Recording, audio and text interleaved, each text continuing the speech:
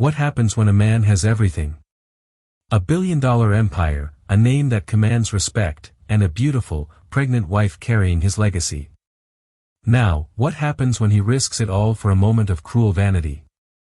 In tonight's story, we enter the world of a man who, in front of the woman he swore to protect, chose to impress the one he shouldn't. A pregnant wife asks her husband for a simple hug, a moment of connection. Instead, he shoves her away. But this is not just a story of betrayal. It's a story of consequences, of a fall so spectacular it creates a legend. Stay with us as we witness the shove that cost a millionaire everything, and the instant, gut-wrenching regret that followed. The air in their penthouse apartment was always the same, chilled to a precise 22 degrees Celsius, a cool 72 degrees Fahrenheit, smelling faintly of Julian's expensive cologne and the white lilies Amelia dutifully arranged herself every morning. It was a beautiful prison, perched 50 stories above the bustling heart of the city, with floor-to-ceiling windows that displayed a world she was no longer truly a part of. Amelia, 6 months into her pregnancy, often stood at those windows, her hands cradling the gentle swell of her belly. She watched the tiny, purposeful lights of the cars below, wondering if any of them held people who were genuinely happy. Her husband, Julian Croft, was a man sculpted from ambition and old money. His family's name was etched onto skyscrapers, university halls, and philanthropic plaques. He had inherited an ember and, to his credit, had doubled its worth with a kind of ruthless brilliance that both captivated and terrified the business world. He was handsome, with sharp, intelligent eyes and a smile that could disarm world leaders. Yet, it rarely reached his eyes when he looked at her.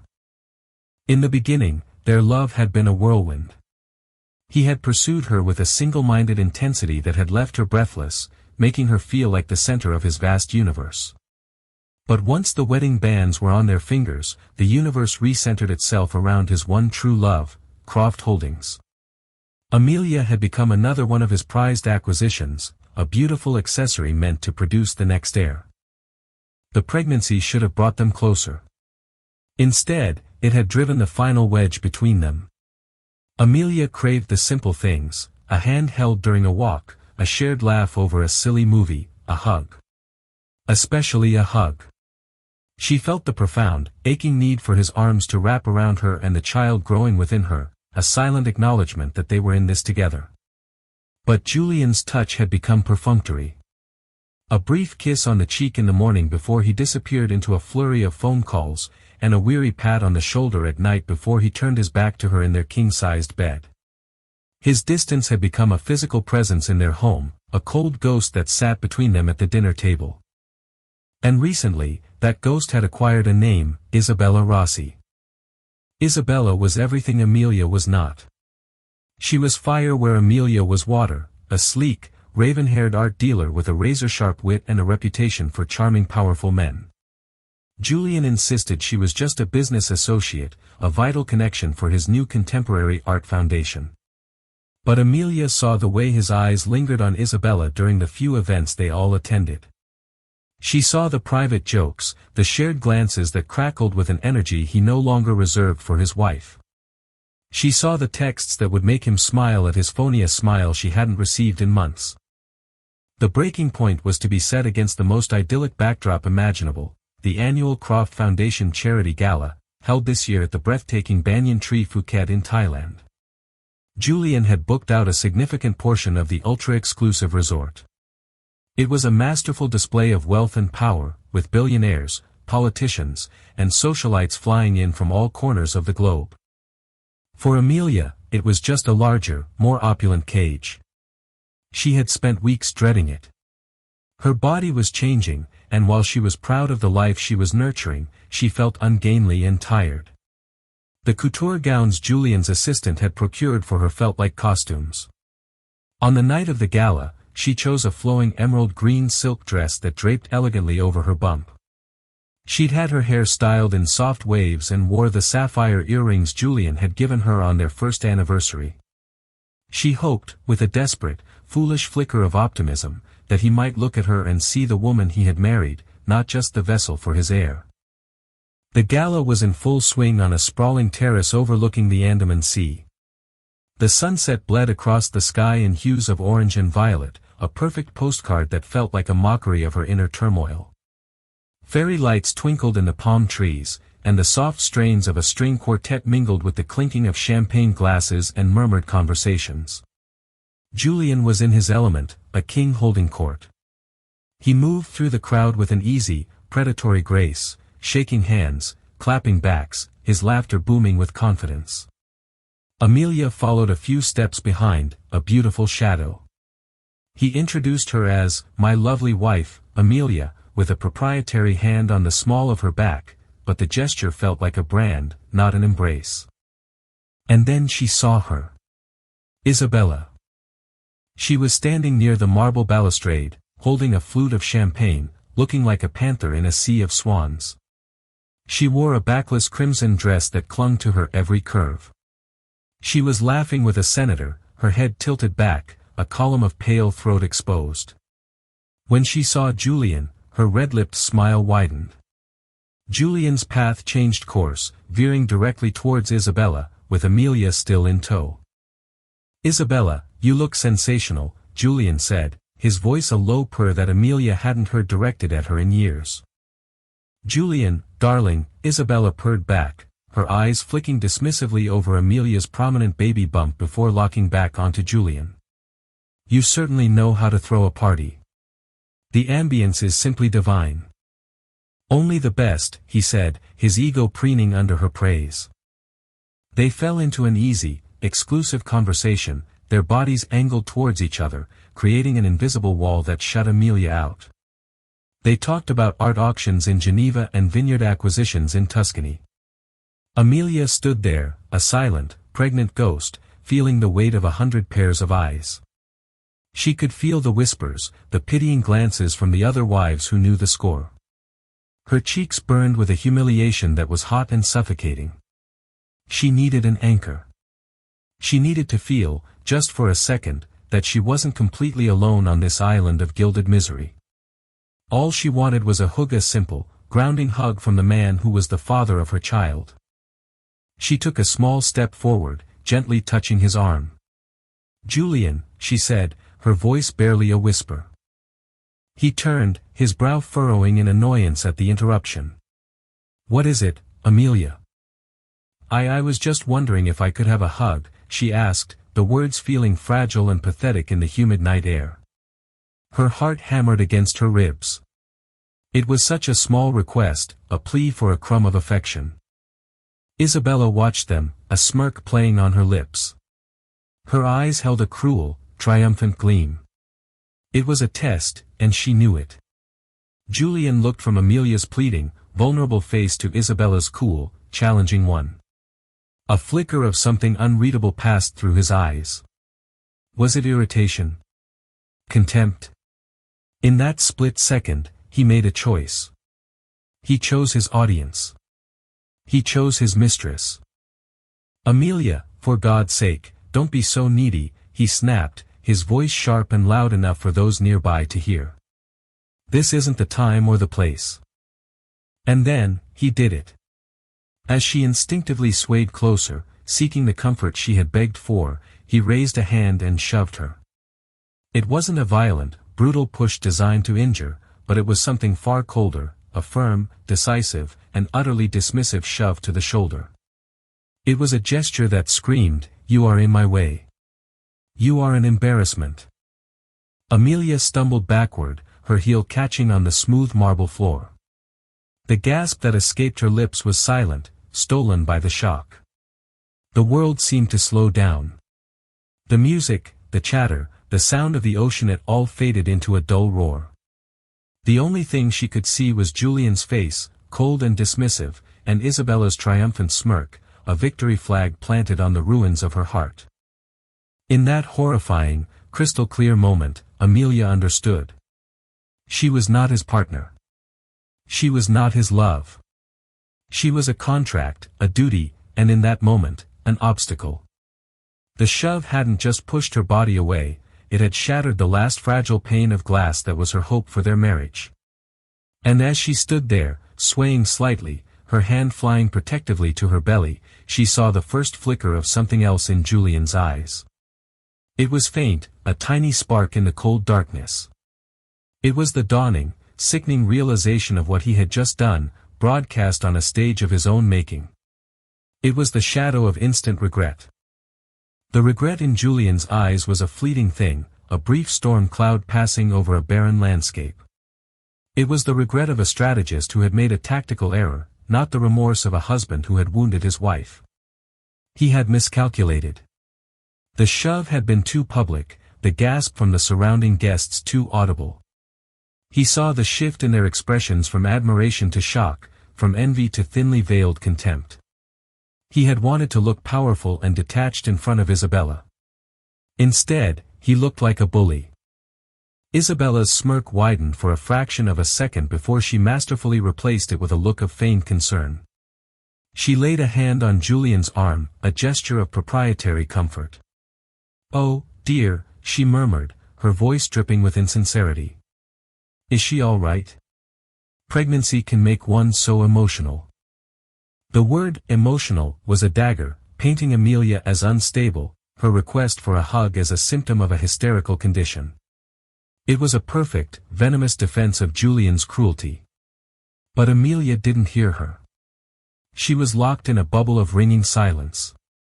The shove itself hadn't hurt her physically, it was the sheer, brutal symbolism of the act. He had physically cast her out in front of everyone. In front of her. The humiliation was a physical force pressing down on her chest, making it hard to breathe. Her vision swam, the twinkling fairy lights blurring into meaningless streaks of color. She didn't cry. She didn't scream or cause a scene. Something within her, something that had been slowly dying for months, finally broke. And in its place, a strange and terrible calm began to settle. It was the calm of absolute certainty, the calm of knowing there was nothing left to save. With a quiet dignity that belied the storm raging inside her, Amelia straightened up. She looked directly at Julian, her gaze holding his for a long, silent moment. She wanted to sear the image into her memory, the man she had loved standing beside his mistress, his face a mask of annoyance and ill-conceived damage control. She let him see the raw, unfiltered pain in her eyes, but she did not give him the satisfaction of her tears. Then she turned. Without another word, she walked away. She didn't storm off or flee. Her steps were measured and deliberate as she navigated through the sea of stunned faces. The crowd parted for her as if she were a ghost, their whispers following her like the rustle of dead leaves. She walked past the string quartet, past the cascading floral arrangements, and out of the light of the terrace, disappearing into the shadows of the resort's lush, winding pathways. Julian watched her go, a knot of cold fury and anxiety tightening in his gut. Fury at her for creating the situation, and anxious anxiety about the consequences. He had to fix this. He had to control the narrative. "She's just overtired," he said loudly to the nearest cluster of guests, forcing a dismissive chuckle. "You know how it is. We'll have a nightcap, and she'll be right as rain in the morning." He turned back to Isabella, expecting her to help him smooth things over. But Isabella was no longer looking at him. Her gaze was fixed on something over his shoulder, her eyes wide with genuine alarm. "Julian," she breathed, her voice tight. Following her gaze, Julian turned and looked back towards the terrace entrance, where Amelia had just disappeared. The space was now filled with panicked resort staff, their crisp white uniforms a stark contrast to the evening's glamour. A man in a suit was speaking urgently into a walkie-talkie. The word he kept repeating cut through the renewed chatter of the party guests: tsunami. A low, guttural roar began to build, a sound that seemed to come from the very depths of the earth, drowning out the string quartet. It was a sound utterly alien to the tranquil paradise. The sea, which moments before had been a placid sheet of purple and black, was behaving strangely. The water was rapidly receding from the shoreline, exposing coral and sand that hadn't seen the air in decades, as if the ocean itself was taking a deep, monstrous breath. Panic erupted. The carefully constructed facade of the gala shattered in an instant. The clinking of glasses was replaced with screams. Billionaires and dignitaries, stripped of their power and prestige, became just terrified people. A primal, stampeding fear took hold as the staff, trained for this very possibility, began shouting directions to high ground. Everyone moved to the main hall. Now. Move. Julian stood frozen for a second, his mind struggling to process the two seismic events that had occurred in the space of 3 minutes, the personal earthquake of his actions and the literal one that was now promising to swallow them whole. His first instinct, the one ingrained in him since birth, was self-preservation. He grabbed Isabella's arm. "Come on," he yelled over the growing roar. "We have to go." But as he started to pull her towards the designated safe zone, a different, more terrifying thought pierced through his panic. Amelia. She had walked off into the darkness, towards the low-lying villas that dotted the path back to their private suite. She was alone, emotional, and walking directly into the path of the impending wave. The image of her, pregnant and vulnerable, flashed in his mind. The baby. His heir. His child. The instant regret he'd felt after the shove was a pale, insignificant thing compared to the tidal wave of pure terror that crashed over him now. The potential loss of social standing was nothing compared to the potential loss of his wife and child. "Julian, what are you doing?" Isabella shrieked, trying to pull him back as he let go of her and turned against the tide of fleeing guests. "The safe zone is this way." He ignored her. For the first time that night, for the first time in months, Isabella Rossi and her opinion were utterly irrelevant. He pushed through the panicked crowd, his eyes scanning the dark, winding pathways that led down towards the sea. "Amelia," he screamed, his voice raw with a fear he had never known. "Amelia." The world was chaos. People were tripping, falling, their evening finery becoming a hindrance. The roar of the ocean was now deafening, a physical pressure against his eardrums. He saw the first signs of the returning water in the distance, not a gentle wave, but a churning, angry white line on the horizon, growing taller with impossible speed. He ran, his heart pounding a frantic rhythm of her name, Amelia. Amelia. Amelia. He stumbled down the path she had taken, his mind a maelstrom of horrific possibilities. The shove. His cruel words. Her devastated face. What if that was the last time he ever saw her? What if his last words to her were a dismissive snap?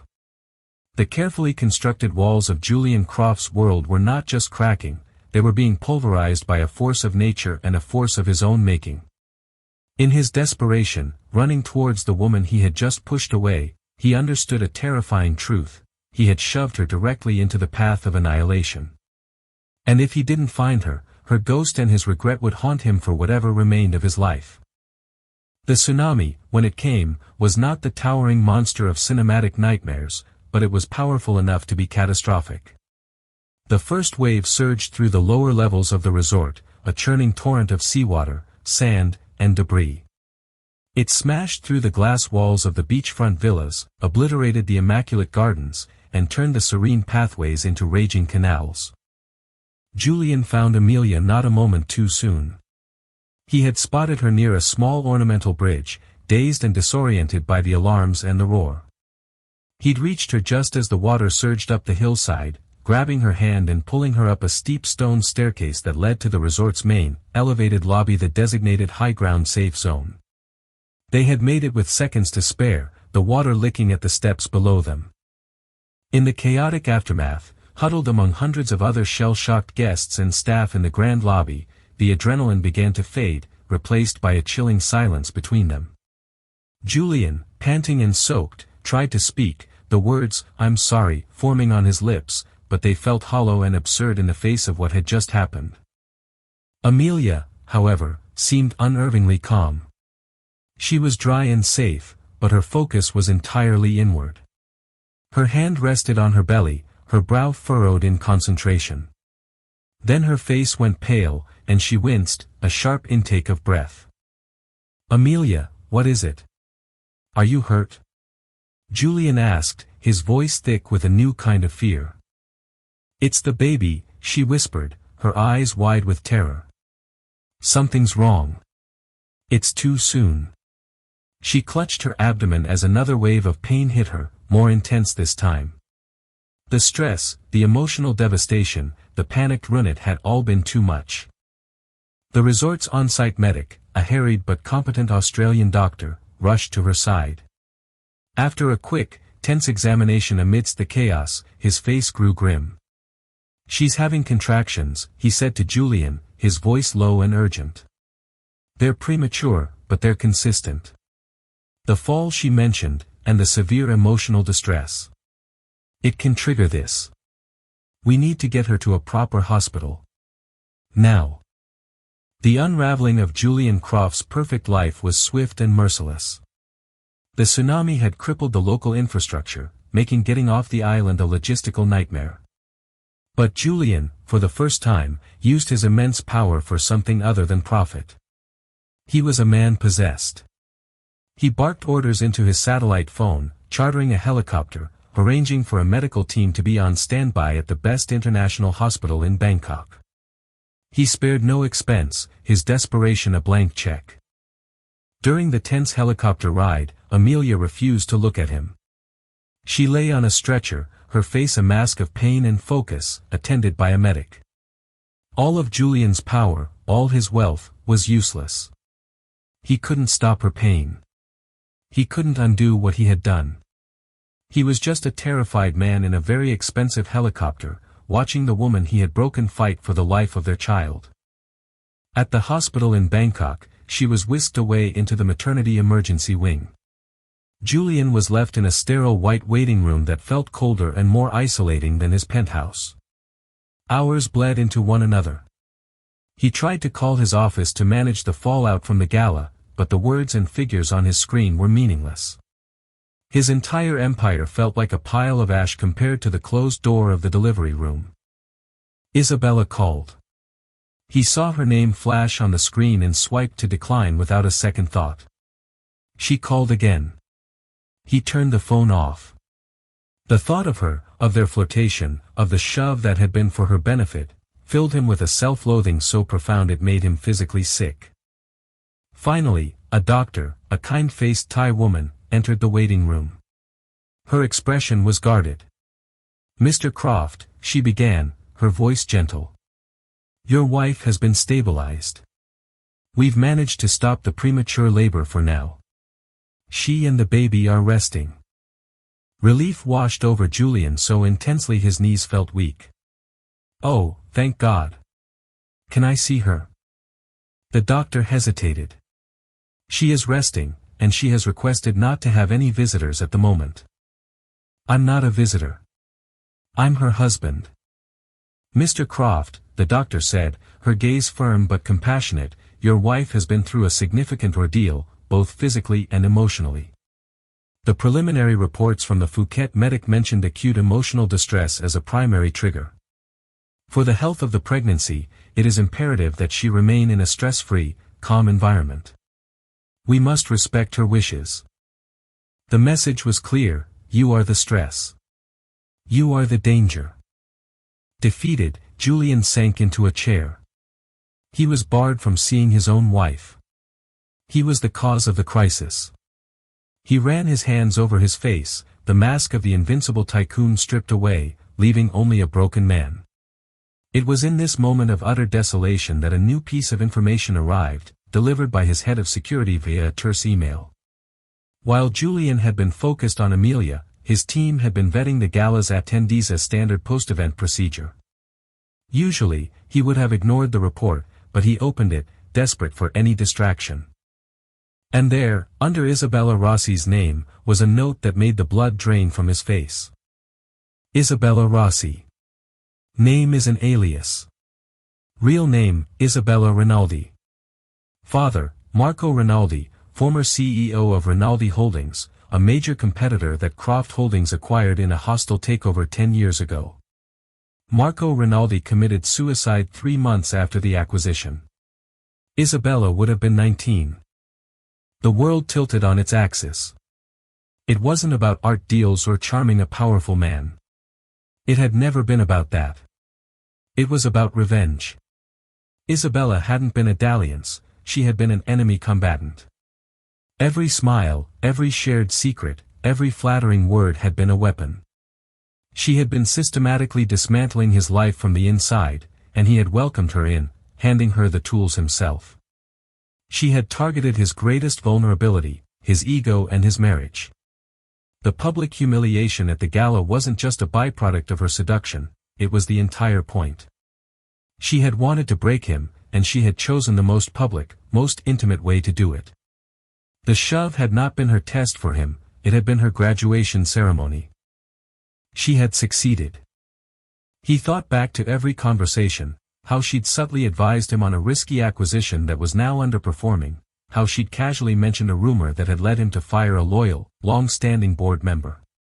It was all a tapestry of sabotage, and he had been too arrogant, too blinded by her flattery to see it.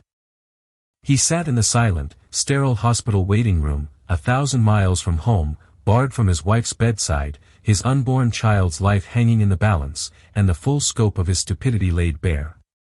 He had not just been cruel, he had been a fool. He had pushed away the one person who had ever truly been on his side for a woman who was actively engineering his downfall. The regret was no longer a flicker or a storm. It was a permanent poison, a part of his soul. The unraveling was complete. He had lost everything that mattered, all by his own hand. For a week, the hospital was Amelia's sanctuary and Julian's purgatory. The doctors placed her on strict bed rest, monitoring the baby around the clock. The threat of premature labor had subsided, but it loomed like a constant, unspoken threat. In the quiet of her private room, with the rhythmic beep of the fetal heart monitor as her only companion, Amelia began to heal. The healing, however, was not of the kind Julian would have hoped for. It was not a healing that would lead back to him. The shock had given way to a profound, crystalline clarity. Every excuse she had ever made for him, every hope she had clung to, dissolved. The shove was not an aberration, it was a revelation. It was the truest expression of his regard for her. She thought about Isabella not with hatred, but with a strange sense of pity. To be so consumed with someone else's destruction was its own kind of prison. Amelia, in her sterile white room, felt freer than she had in years. Julian, meanwhile, was a ghost haunting the hospital corridors. He had booked the suite opposite hers, leaving the door ajar in the vain hope that she might emerge. He sent flowers, but they were politely returned by the nurses. He sent handwritten apologies, long, rambling letters filled with his newfound revelations about Isabella and his own foolishness, but she never acknowledged them. He was a king without a kingdom, a general with no one to command. His only contact was the compassionate doctor who gave him curt, professional updates. The baby's heartbeat is strong. Mrs. Croft is responding well to the treatment. Never your wife. Always Mrs. Croft. His reckoning came on the 8th day. A sharp, professionally dressed woman he didn't recognize arrived at the hospital. She introduced herself as Elena Vance, Amelia's lawyer. She was a woman in her late 40s with intelligent eyes that held no sympathy whatsoever. She handed him a thick envelope. "Mr. Croft," she said, her voice crisp and devoid of emotion. "My client, Amelia Croft, has instructed me to serve you these papers. They are a petition for legal separation, to be followed by a divorce upon the birth of the child." Julian stared at the envelope as if it were a venomous snake. "A divorce? She can't. We haven't even spoken." "My client feels there is nothing left to be said," Elena Vance replied coolly. "Furthermore, she has instructed me to activate Clause 11B of your prenuptial agreement." Julian's blood ran cold. He knew his own prenup by heart. It was an ironclad fortress of his own design, meant to protect his ancestral wealth. Clause 11B. He scrambled to remember the specifics. It was a minor clause, one his lawyers had insisted on as a show of good faith at the time, something he had dismissed as sentimental nonsense. Clause 11B, the lawyer said as if reading his mind, the infidelity and endangerment clause. It states that in the event of proven marital infidelity that leads to proven physical or emotional endangerment of the spouse or unborn children, a significant portion of shared assets acquired during the marriage are to be transferred to the injured party for the explicit purpose of securing their and the child's lifelong welfare. Her medical reports from Phuket and this hospital, citing acute emotional distress as the trigger for her premature labor, constitute proof of endangerment. And we have over a dozen sworn affidavits from guests at the gala who witnessed your public affair with Ms. Rossi and the subsequent physical assault. Julian felt the floor drop out from under him. That clause was symbolic. It's not meant to be. It's meant to be exactly what it is, Mr. Croft. A consequence, Elena interjected. Amelia is not seeking your fortune. She is securing her child's future. A future independent of you. The assets listed for transfer include the Tribeca townhouse and a controlling interest in the Archite Fund, the seed fund you started with her inheritance, if I'm not mistaken. He was stunned into silence. Amelia's inheritance, a modest sum he had scoffed at but agreed to invest for her, had been the seed for one of his most successful venture capital funds. He had grown it into a multi-million-dollar asset. An asset that, according to this, was now legally hers. She wasn't just leaving him, she was taking a piece of his empire with her. A piece he had built from her own forgotten capital. It was a move of such strategic brilliance he would have admired it if it weren't being used against him. She can't do this alone, he finally stammered. She doesn't know anything about managing a fund. Elena Vance allowed herself a small, cold smile. You've underestimated your wife for a very long time, Mr. Croft. You might be surprised to learn that before she met you, Amelia was completing her MBA with a specialization in venture capitalism, a degree she abandoned to support your career. She is more than capable. This was a version of Amelia he didn't know, a part of her past he had never bothered to learn. The quiet, gentle woman he had married had a mind like a steel trap, and he had foolishly left the key in the lock. His phone buzzed. It was his CFO. He answered, his voice hollow. Julian, we have a problem, his CFO said, his voice strained with panic. A big one. The Rinaldi leak. Julian's heart sank even further. What leak? It's everywhere. An anonymous source has leaked documents to the press. Damning documents. Details of the hostile takeover of Rinaldi Holdings. Internal memos about the pressure campaign. They're painting you as the man who drove Marco Rinaldi to suicide.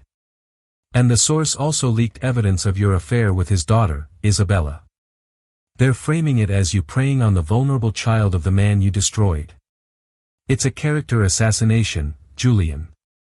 Our stock is plummeting. The board is calling for an emergency meeting. It was Isabella's masterstroke, her final, devastating blow. She hadn't just humiliated him personally, she had used their affair as the accelerant to burn his corporate reputation to the ground. She had perfectly crafted a narrative that made him look like a monster. He ended the call, his hand trembling. In the space of 10 minutes, he had been served divorce papers, lost a significant asset to the wife he'd scorned, and had his public image and his company's stock shredded by the mistress he'd courted. He looked up at Elena Vance, who was watching him with detached professionalism. Tell her I'll sign, he said, the words tasting like ash. There was no fight left in him. He had been outmaneuvered by two women he had fundamentally, fatally misjudged. He was no longer in control. This was not a negotiation or a problem he could solve with money. This was a reckoning. It was the bill for his cruelty, his arrogance, his blindness, and it had finally come due. He was alone in a hospital corridor, stripped of his wife, his pride, and a piece of his empire, with the rest of it burning down around him. While Julian's world was imploding, Amelia's was quietly being rebuilt on her own terms. After 2 weeks, she was discharged from the Bangkok hospital, stable but still fragile. She did not return to the gilded cage of the penthouse. Instead, Elena Vance arranged for her to be flown by private medical jet, not to their shared home city, but to Geneva, Switzerland. There, nestled by the lake, was a quiet, private clinic known for its discretion and excellent prenatal care. This was Amelia's first move, and it was a brilliant one. By relocating to neutral territory, she placed herself physically and legally outside of Julian's immediate sphere of influence, creating a sanctuary where she could focus on her health and plan her next steps. The Ark Height Fund, now legally under her control, became her project. From her sunlit room overlooking Lake Geneva, she didn't just rest, she worked. She pulled up the files on her tablet, her mind, once dulled by years of being a socialite, now sparking with its old fire. The MBA she had abandoned felt like a lifetime ago, but the knowledge was still there, dormant but intact. She saw the fund's potential, but she also saw Julian's reckless, ego-driven investments. She saw the rot he had allowed to creep in while he was distracted by Isabella. She wasn't alone in this. Her lawyer, Elena Vance, was more than just a legal eagle, she was a connector. She introduced Amelia via secure video calls to a new financial advisor, a sharp, no-nonsense woman named Sophia, who had a reputation for turning troubled funds around. Sophia, it turned out, had her own history with Julian Croft. He had once pushed her out of a major deal, dismissing her as too cautious. The opportunity to help Amelia dismantle a piece of his empire was a challenge she relished. Together, the three women, Amelia, the strategist, Elena, the legal shield, and Sophia, the financial weapon, formed an unlikely but formidable alliance. Their counterattack was not loud or explosive. It was silent, precise, and devastating. Amelia's first directive was to liquidate all the high-risk, flashy assets Julian had acquired. This included a stake in a volatile tech startup and a portfolio of abstract art Julian had purchased on Isabella's expert advice.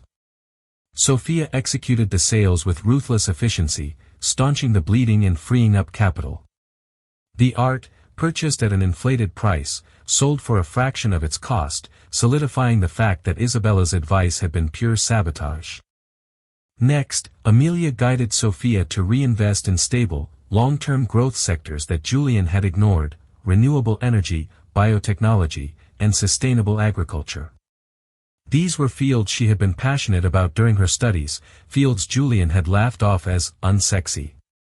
It was a quiet rebellion, a complete reversal of his financial philosophy. The fund was being reborn in her image, patient, intelligent, and forward-thinking. Meanwhile, the Rinaldi leak that Isabella had engineered was having catastrophic effects on Croft Holdings. The stock was in freefall. The board, once a collection of Julian's sycophants, was now in open revolt, terrified of the public relations nightmare. The story was too sordid, too perfect: the corporate predator destroying a rival, then seducing and betraying the man's orphan daughter. It didn't matter that Isabella was a willing participant and a saboteur herself, the narrative was set in stone. This was where Elena Vance played her master card. She had been digging into Isabella's life and found more than just her true identity. She found Isabella's weakness. Isabella, for all her cunning, was not a financial genius.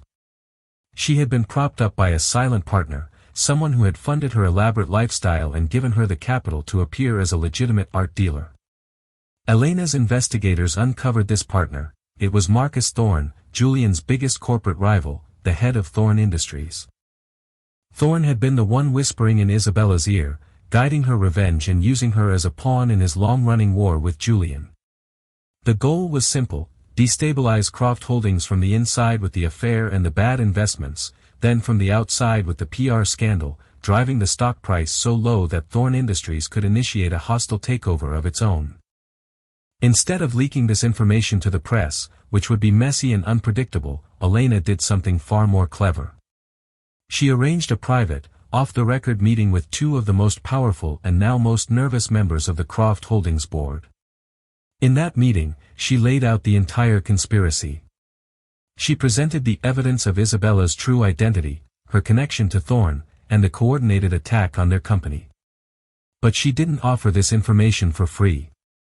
Her price was simple. In exchange for the evidence that would save their company from Thorne's clutches, the board was to approve a full, uncontested settlement for Amelia's divorce, one that formally and permanently signed over the Arc-Height Fund and the Tribeca townhouse with no further legal challenges. Secondly, they were to publicly issue a statement clearing Amelia's name of any involvement and acknowledging the immense personal distress she had suffered. Cornered, the board members had no choice. Saving the multi-billion-dollar corporation was more important than protecting their disgraced CEO's assets. They agreed. Julian found out when his own board served him the ultimatum. They confronted him with the evidence of the Thorne conspiracy. They informed him that they had already made a deal with his wife's lawyer. He was to step down as CEO, at least temporarily, issue a public apology, and not contest the divorce settlement. If he refused, they would oust him publicly and leave him to fight Thorne on his own. The regret Julian felt had now morphed into a state of perpetual shock. He had believed he was the player, the master of the game. But he had been a pawn for everyone, a pawn for Isabella in her quest for revenge, a pawn for Marcus Thorne in his corporate war, and now a pawn for his own board in their bid for survival. The ultimate checkmate, however, came from Amelia. In a final, devastatingly elegant move, the newly restructured Arc-Height Fund, under Amelia's control, used its fresh capital to buy a significant block of Croft Holdings stock at its rock-bottom price. It wasn't a controlling interest, but it was large enough to give her a seat at the table, a voice in the company's future. Julian sat in his empty penthouse, the lilies long since wilted, watching the business news. A cheer-in slid across the bottom of the screen. Arc-Height Fund, headed by newly appointed CEO Amelia Croft, acquires major stake in beleaguered Croft Holdings. He had pushed her away. And in doing so, he had not only lost her, but he had inadvertently created his most formidable business rival. She hadn't just left him. She had circled back and was now in a position of power over the very empire he had prized above her. The counterattack was complete. He had nothing left. Julian Croft hit rock bottom not with a bang, but with the deafening silence of an empty life. The board had forced him into a leave of absence, a polite term for exile. He was still the majority shareholder, but he was a king with no crown, barred from the building that bore his family's name. His days were a long, echoing stretch of nothing. He'd walk the halls of the penthouse, the silence amplifying the memories of Amelia's gentle presencia presence he had so carelessly erased. He tried to fight back. He called Isabella once, a last desperate attempt to understand. She answered, her voice cold and bored. "What do you want, Julian?" "Why," was all he could manage. She laughed, a sound like shattering glass. "You really don't know. You destroyed my father. You stood at his funeral and talked about necessary market corrections. You took our legacy and sold it for parts. I just returned the favor. I took your legacy, your perfect wife, your perfect reputation, and showed the world how hollow it was. Consider us even." She hung up. There was no remorse, no emotion. It was simply a transaction, now complete. His isolation was absolute. His fair-weather friends had vanished. His business associates now saw him as toxic. He was left with nothing but his money and the gaping wound where his life used to be. The regret was no longer a thought or an emotion, it was the air he breathed. It was in the taste of his food, the reflection in the mirror. He saw his actions on a continuous loop, his dismissal of Amelia, his vanity with Isabella, the shove. That damnable, arrogant, life-altering shove. He knew he had to see her. Not to ask for forgiveness, knew he was far beyond that, but to perform one last, necessary act. He needed to surrender. He flew to Geneva. He didn't know where she was staying, but he didn't need to. He went to the offices of Arc-Height Fund, now headquartered in a sleek, modern building overlooking the Rhone. He simply sat in the lobby, a ghost in $1,000 suit, and waited. After 3 hours, Elena Vance appeared, her expression as unforgiving as ever. "She will see you," she said, her tone suggesting it was against her better judgment. 5 minutes. Her doctor is present. Any sign of distress and you will be removed. He was led not to an office, but to a comfortable, sunlit lounge. Amelia was there, sitting on a sofa. She was now heavily pregnant, her due date clearly approaching. She looked radiant. Motherhood suited her. There was a calm strength in her eyes he had never seen before. A discreet older woman, her doctor, sat in a nearby chair. Amelia didn't smile, but her face was not filled with the hatred he expected. It was something far more unnerving, neutrality. She looked at him as if he were a business acquaintance from a long-forgotten deal. "Julian," she said, her voice steady. He had rehearsed 100 speeches, but they all evaporated in her presence. He was left with only the raw, ugly truth. "Amelia," he began, his voice cracking. "I didn't come here to ask you to take me back. I didn't come to make excuses. I know what I did. I know who I was." He took a step closer but stopped when he saw Elena tense. "The night of the gala when I pushed you, it wasn't just about Isabella. It was about me. It was because you asked for something real, something honest, and I had become so fake that I couldn't handle it. Your request for a hug felt like an accusation. It held up a mirror to the man I'd become, a hollow shell, and I hated what I saw. So I broke the mirror. I pushed you away because it was easier than facing myself." Tears welled in his eyes, hot and shameful. These were not tears of self-pity, but tears of genuine, agonizing clarity. "Everything that has happened since losing the company, the money, my reputation, I deserve it. All of it. I see that now. Isabella didn't destroy me. I destroyed myself. I had the single most valuable thing in the universe, a woman who loved me, a family, and I traded it for vanity. It was the stupidest, most unforgivable deal I ever made." He finally looked at her belly, at the child she carried. His child. He or she, our baby, deserves better than me. Better than the man I was. I know that. I'm not asking for a role in your life. I'm forfeiting my claim. I'm here to sign whatever you need me to sign. I'll provide whatever financial support you ask, but I will stay away. I won't contaminate your peace. You have built something new, something better from the mess I made. You deserve to have it free and clear of me." He reached into his jacket and pulled out a single document, placing it on the coffee table. It was a legal affidavit drafted by his own lawyer, relinquishing his parental rights, to be enacted at her sole discretion. It was the only thing he had left to give her, his absence. Amelia looked at the document, then back at him. For the first time, a flicker of emotion crossed her face. It was not anger or love, but a deep, profound sorrow. "You still don't understand, do you?" she said softly. "I never wanted to take your empire, Julian. I never wanted to ruin you. I just wanted a husband." She gestured to her belly. "And this child will need a father." She picked up the affidavit and, in a single, decisive movement, she tore it in half, then in half again, and let the pieces fall to the table. "I will not take your rights away," she said, her voice gaining strength. "That's your decision to earn back. This isn't a company to be acquired or a contract to be signed. This is a life.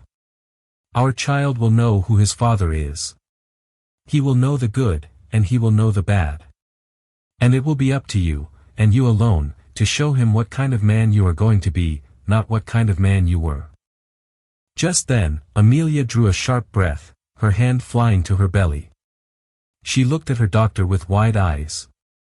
I think it's time." The calm atmosphere of the room shattered. The doctor was instantly by her side, Elena was on the phone, and Julian stood there, frozen, as the climax of his downfall collided with the climax of Amelia's new beginning.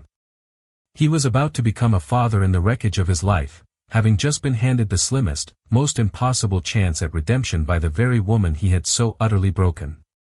He could not earn back her love, but she was giving him the chance to earn his son's. The final confrontation was over. The real work was about to begin.